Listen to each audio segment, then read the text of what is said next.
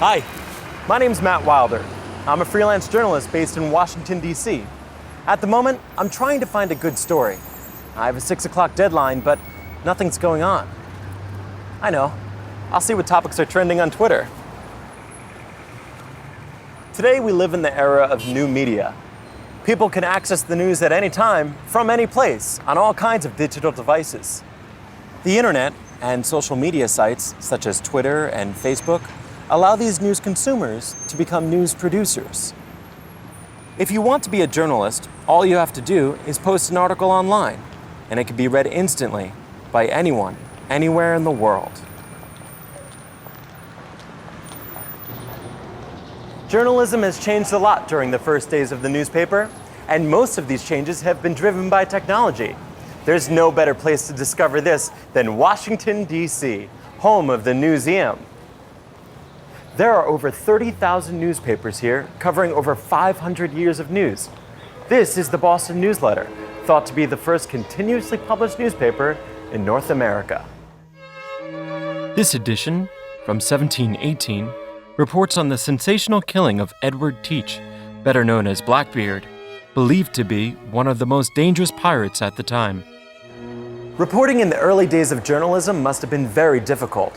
Journalists would ride their horses to the nearest town that had a printing press. Their reports were then published in a newspaper, which was often just a single sheet of paper, and distributed on horseback. The roads were bad, so it was very difficult to send news over long distances. By the time most people read these newspapers, the news was often very out of date. This all changed when the first telegraph line was built in 1844. Suddenly, journalists could send stories quickly. The telegraph is said to have revolutionized news reporting. This new style of journalism came just in time for the American Civil War. For the first time, news could be sent at the same time as battles were being fought. War correspondents, and the stories they sent, became very popular. But there were still problems. These war reports were very biased because journalists represented their own side in the war. There was no objectivity, and reports were usually censored by the army or the government. So stories were often inaccurate, and sometimes completely wrong. It wasn't until the invention of radio and television that news could be broadcast live.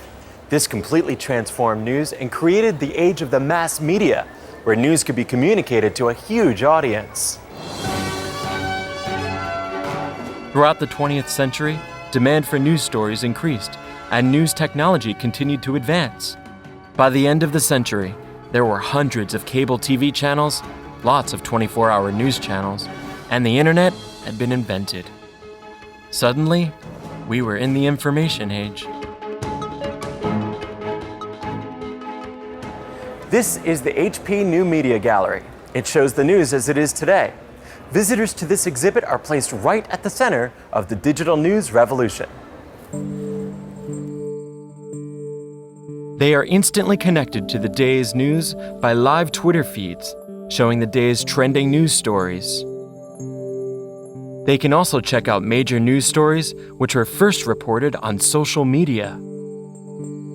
These pictures of a plane landing on New York's Hudson River were taken on a smartphone and uploaded to Twitter seconds after the incident had occurred.